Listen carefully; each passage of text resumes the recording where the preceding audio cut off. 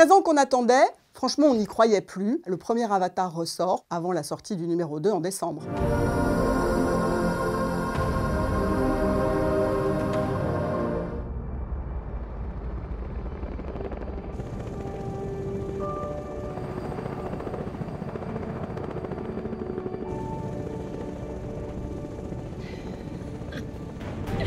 You should see your faces.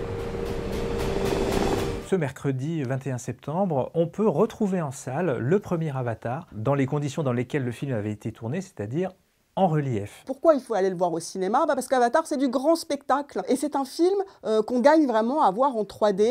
D'abord parce qu'il a été révolutionnaire, et ensuite parce que le relief n'y est pas un gadget.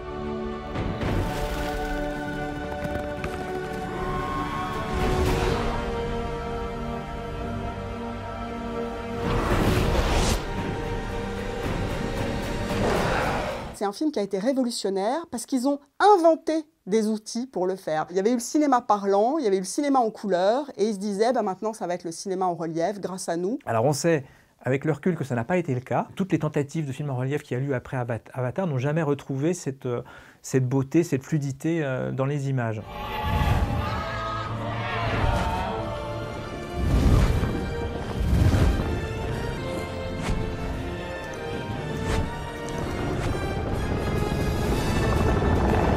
Qu'est-ce que ça raconte, Avatar? Ça raconte presque l'histoire d'un cow-boy chez les Indiens.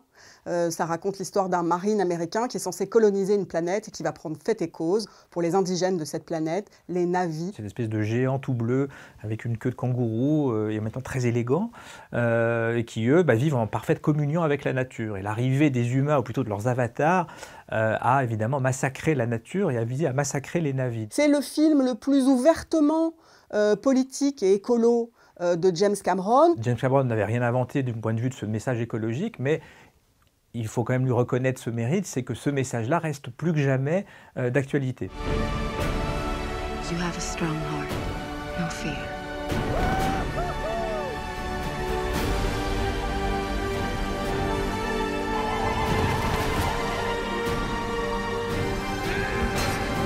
James Cameron, c'est ce cinéaste canadien aventurier, humaniste que vous connaissez tous. Il signe Terminator en 84, il enchaîne en 86 avec Alien, le retour. Ensuite viendra Abyss, qui est vraiment un de ses plus beaux films.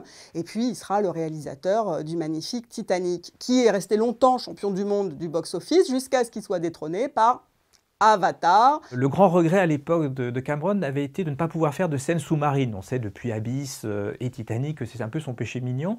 Et à l'époque, c'était pas possible parce que la qualité de l'image numérique, les développements technologiques ne permettaient pas d'atteindre un rendu suffisamment crédible de l'eau. Il paraît qu'il y est arrivé, ça lui a pris beaucoup d'années, mais il paraît que c'est bon. Quelques images ont été présentées à une poignée de privilégiés la semaine dernière du nouveau film de Avatar 2. Et visiblement, il y a l'air d'avoir beaucoup de scènes aquatiques et qui, paraît-il, sont assez bluffantes.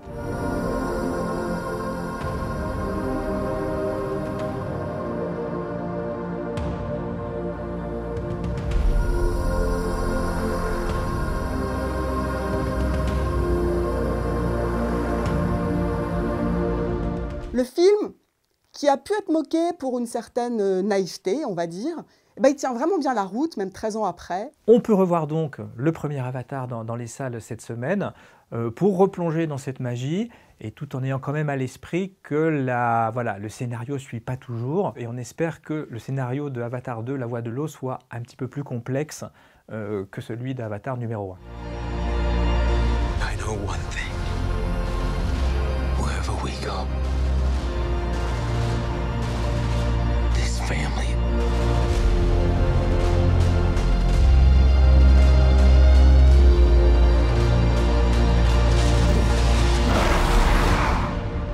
is our fortress.